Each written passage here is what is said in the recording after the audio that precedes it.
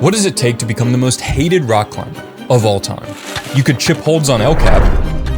That definitely pissed some people off. What if you stood at the top and pooped on unsuspecting climbers below? Hilarious, but not okay. What about committing crimes in Yosemite Valley that are so heinous that you get a life sentence in prison? Well, believe it or not, all of these stories are in fact true. Today we're going to be taking a look at the most hated rock climbers of all time and how they got this title, as well as who I believe is the actual most hated rock climber of all time. Our first story is that of Ray Jardine, who some consider to be the most hated climber of all time. In the 1970s, Yosemite Valley was dominated by the Stone Masters, a group of dudes who really liked to climb rocks and smoke pot. The Stone Masters were the guardians of Yosemite, protecting the valley from normies and Gumbies alike.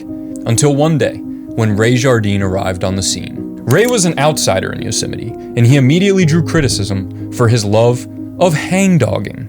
Well, it wouldn't be rock climbing if there wasn't some silly terminology thrown in there. Jimmy, what are you doing up there? Oh, you know, just doing a little hangdogging for supper time. Hangdogging is the art of resting on the rope after a fall, so that you can recover before trying the section again. Wow, what a terrible crime. Climbers in the 1970s seem like the most insufferable group to be around. If you ain't gonna climb, then get off the wall, you damn hangdogger. I don't know why they're all from Alabama. Now, typically in Yosemite Valley during this time period, if you were an outsider, there was quite a bit of hazing and bullying, as we'll see in the next story. But somehow Ray managed to avoid all of this, which is probably in part due to the fact that he was a big motherfucker. He was not your typical climber. He was much bigger and stronger than other people. Vern Clevenger, one of Ray's closest climbing buddies, tells me. And if that alone wasn't enough of a deterrent, he also usually had a gun on him. I can handle a big guy, or I can handle a guy with a gun. But a big guy with a gun, I'm out. But Ray would finally rise to the top in 1977 when he sent the Phoenix, the world's first 513A. And not only did he climb a route harder than any human had ever climbed before, but he did it with his new invention, the Friend. You see, Ray wanted to find a way to replace the piton, which is a metal wedge that climbers would hammer into a crack so that they had something to clip into. I love how climbers of this era saw themselves as like the guardians of the rock, while they're out there just fucking...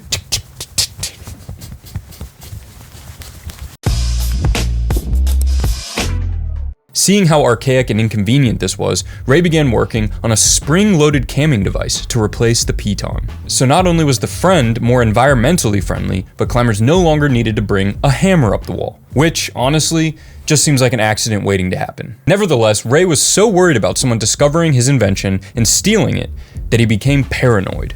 I'd march my partner down to the rock at gunpoint and make him swear not to say a word, Ray told Mountain in 1979. He was indeed known to carry in those days, another thing that unsettled his peers.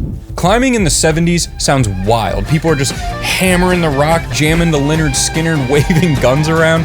Now it's just, oh, the pink one in the corner looks interesting.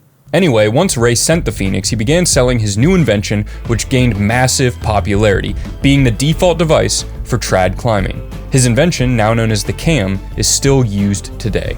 Needless to say, Ray was well known in Yosemite at this point, but it wouldn't be until 1980 that Ray would do something that would make him infamous in Yosemite Valley. The nose, which is the big line that runs right up the middle of El Cap, had never been climbed before. This was largely due to the fact that around halfway up the route was a large stretch of unclimbable rock. The standard beta for this was to make a rope swing and swing across to a new climbable section and climb the rest of the way to the top. But this wasn't rock climbing. This was aid, which everyone knows is an idiot's definition of rock climbing. So Ray did what every rock climber knows not to do, and chipped a series of holds across the section, making it possible to climb the nose without using aid. This did not go over well. Ray faced severe backlash from the climbing community, some even saying that he was forced out of Yosemite Valley by the Stone Masters. Ultimately, Ray was unable to send the nose even with the chipped line and decided to move on from Yosemite. And it wouldn't be until 1993 that Lynn Hill would be the first person to send the nose, which is now graded 514A. And this also adds to the controversy because every climber, including Lynn Hill, who has ever free climbed the nose, has used Jardine's traverse. Lynn was the first, which made her such a landmark climber. Very few female climbers get first ascents, so this was huge. It's ridiculously hard. Look at the topo map. The Great Roof is literally only possible because of aid climbers using pitons.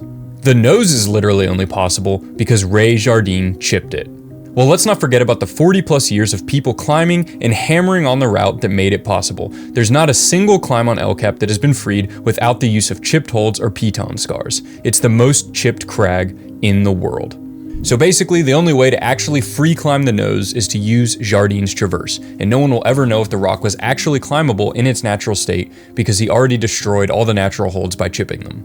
That being said, Ray did go on to do some pretty incredible things with his life after he left Yosemite. He used the money from his invention of the cam to sail around the world, which took 3 years. He also innovated the backpacking world with more inventions, rowed a boat across the Atlantic Ocean, and skied to the South Pole, which I didn't even know was possible. I thought that when you reached the middle of Antarctica, there was just a big hole where Mark Zuckerberg and all the lizard people lived, but I guess both can be true. I am not a lizard, but keep the high quality Edits coming. Please, this is surely on track to be a great Climbing stuff video. So is Ray Jardine actually the most hated rock climber of all time? I'm gonna have to say myth busted on this one. His legacy is definitely tainted by chipping El Cap, but it seems like a lot of Yosemite climbs in that time period were chipped or altered in some way, so it wasn't really seen as bad of a practice as it is now. I think Ray's more recognized as the guy who sent the world's first 513A, invented the cam, revolutionized the backpacking world, and met with the lizard people of Antarctica. And while Ray's backlash for his deeds wasn't really that bad, the same cannot be said for the next 2 climbers. But before we get into that, a quick word from this video's sponsor, Frictitious. So I recently started filming a video where I wanted to train hard for 6 weeks, like a pro climber, all day, every day, as much as I can, and I couldn't do that without a hangboard. To truly get the most out of your workouts, you gotta spread them out throughout the day. If you cram all your workouts into one time slot, you're gonna get something called diminishing returns. I don't even really know what that means, but I know it's not good. But the thing is, I don't wanna go all the way to the gym to climb, come home, and then go back to the gym to hangboard. I'm not that dedicated. But luckily for me, I have a Frictitious hangboard which easily mounts and dismounts from any doorway in my house.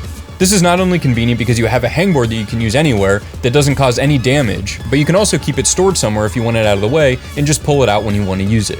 If you really want to get good at rock climbing, hangboarding is going to help you get there a lot quicker. And I cannot tell you how convenient it is to be able to get up from my computer, walk 10 feet, hangboard, and then go right back to work.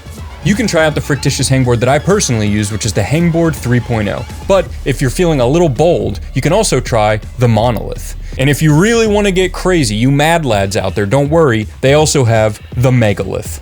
So if you want to get yourself a hangboard that you can bring anywhere, put up anywhere you go, you can bring it on vacation, bring it to the gym if you want to, if all the hangboards are used up, click the link in the description below and get 20% off any hangboard of your choice with the purchase of a doorway mount. Get yourself a Frictitious hangboard and make training easier. Now let's get back to the 2 climbers who may not have been the most hated rock climbers of all time, but were certainly treated that way in the 80s. In 1982, Richard Jensen and Mark Smith headed out to Yosemite Valley with the hopes of making a name for themselves in the world of rock climbing. Their plan was to establish a new route on one of the only undeveloped parts of El Capitan, the King Slab. But they forgot one important thing: to show some damn respect. That's right, because Rick and Mark did not take the time to meet the other climbers in the valley and show their respects.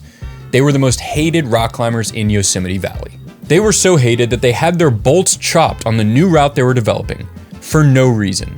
That really is it. It's a respect issue. And when you're looking into the mindset of the people that chose to chop the route at the time, that was it. It's like, who are these guys? You know, they're coming in here, they don't seem to know what the hell they're doing. And they seem to be, drilling their way up this climb. But it didn't end there. They were also assaulted at the local grocery, surrounded by a group of climbers in the woods where they threatened to beat them and even received threats of having their cars bombed. Okay, now I see why Ray Jardine carried a gun. They even went as far as pooping on their ropes to let them know just how unwelcome they were. Yes, well, that certainly sends a message. But I think Gabe McNeely's reaction to this really says it best. Who shits on somebody else's ropes? Who does that? Now, as much as I shit on slab climbers, I would never actually shit on a slab climber, which is what happened next. While Rick and Mark were climbing the route, someone above them took a dump picked it up and hurled it down at them. Respect. Despite being attacked and pooped on, Rick and Mark were hard at work developing their new route. Due to the unclimbable nature of the slab, this new route was an aid route that required an excessive amount of hooking. For those of you that don't know what hooking is, it's where you have these tiny little foot ladders with the hook on the end, and you try to hook that little hook on that How big is your penis? tiny, most minuscule little edge possible so that you can hang it and walk up it, and they fall off all the time. This meant that Rick and Mark were taking upwards of 7 falls a day, with whippers from 30 to 50 feet for over a month on slab. And while they're going through all of this, people are throwing poop at them and wishing them death. When they got shoved off over into the aquarium, finally storms came in, and they were in a pretty bad way up there. And there was a lot of talk at the time, you know, if the call comes out to rescue these guys, we're not going to do it. We're gonna let them meet their end up there, and that's pretty harsh. Despite this, Rick and Mark were undeterred, and after 39 days of climbing, finally finished their project, Wings of Steel. And for nearly 30 years, the route would go unrepeated, as everyone assumed it was just a lazy bolt ladder set by 2 inexperienced climbers. But in 2011, the route would be repeated by Ammon McNeely, who was able to put those rumors to rest. Also, it turned out that this dude was the rope shitter. He admitted to it about 5 months after Ammon McNeely sent Wings of Steel. On supertopo.com, going by the alias Shipupoi, fitting name, Steve says, 29 years ago, I did a bad thing, and I began to regret it the very next day. There has been a lot of conjecture, mistruths, and outright lies about Wings of Steel. I will present nothing but facts here. Everything I say here is the truth. I was a chopper and shitter in the Wings of Steel incident, and I am writing today to apologize publicly to Mark Smith and Richard Jensen. Ladies and gentlemen, we got him. We got the rope shitter. So this actually is a pretty heartfelt apology. You can tell Steve actually feels pretty bad about what he did, but the best part of the whole thing is the sign off. And so now I extend my hand holding this olive branch towards Mark and Richard. Sincerely, Steve Shipupoi Schneider. By the way, this is not how I got my nickname. Thank you for clearing that up, Steve. So everything turned out okay in the end. Are Rick and Mark the most hated rock climbers of all time? Absolutely not, but they were certainly treated that way. So you're probably wondering at this point then, who is the most hated rock climber of all time? Well, that title would have to go to a rock climber known as Charlie Barrett. Charlie was a professional rock climber who frequented the Yosemite Valley and wrote some pretty rad guidebooks. But in 2002, accusations began to come out of Charlie's alleged sexual assaults. Well, that took a dark turn. Charlie had already been the subject of controversy in the past, as Rangers had banned him for 3 years after he was arrested for allegedly driving under the influence in 2004, threatening the officers who took him into custody and slashing the tires of a park ranger. He later also threatened to kill the 9-year-old twin daughters of the ranger involved in the DUI stop. What a delightful human being. 2 years later in 2006, Barrett violently attacked a veteran climber he was dating. He struck her so hard in the head with his fist that she was knocked unconscious. When she came to, she found out that he had dragged her dog to the middle of a busy highway, holding it by its collar and yelling that he planned to kill himself. He eventually freed the dog and drove away. In 2 years after that, in 2008, Charlie ran into her again in a popular climbing area where he attacked her again, hitting her in the head and knocking her unconscious. Another climber said he found Barrett punching her repeatedly in the head as she laid unconscious. He pleaded no contest to felony domestic violence and was sentenced to 180 days in jail. How this man had any time to be a professional rock climber is beyond me. But despite all of this, none of Charlie's crimes came to mainstream attention as he retained sponsors and even had an online course published by DPM Climbing in 2013. Lessons featuring Charlie Barrett. Charlie Barrett translates life's lessons into his latest boulder problem in Mammoth, California, which could be the hardest line in Mammoth. Lessons is about more than just a boulder problem for Charlie. The irony here is palpable. But I couldn't say it any better than the comments do. Lessons? This is the last guy who should be giving anyone lessons so he can climb a rock. Big deal. The world would have been better off if he'd slipped and fell. Now Charlie is clearly bouldering here, so slipping and falling is actually pretty common, but I get where you're coming from. And it wouldn't be until 2 decades after Charlie began his reign of terror that he finally faced severe criminal charges. Charlie was accused of stalking and assaulting multiple women in Yosemite Valley throughout the years, although he still believes that he is innocent, claiming that all of this is just a giant smear campaign by a group of spiteful women, comparing himself to Johnny Depp and using the hashtag #MenToo. My God, what a loser. But don't worry, it gets worse. While in custody, prosecutors said Barrett made hundreds of phone calls where he threatened the victims with violence and vindictive lawsuits and claimed that 2 victims designed a conspiracy to ruin his life. What better way is there to prove your innocence than to threaten people with the exact same crimes that you're being accused of? So, in June of 2024, Charlie's trial was over, and Charles Barrett, 40, was sentenced today to life in prison for 2 counts of aggravated sexual abuse and 1 count of abusive sexual contact that occurred during a weekend in Yosemite National Park, U.S. Attorney Philip A. Talbert announced. Good riddance. So, Charlie will never rock climb again, but that's not to say he won't be remembered by the rock climbing community as the most hated rock climber of all time. Thank you all so much for watching, and if you want to pick yourself up a fictitious hangboard, click the link in the description below and get 20% off any hangboard with the purchase of a doorway mount. I'll see you guys next time.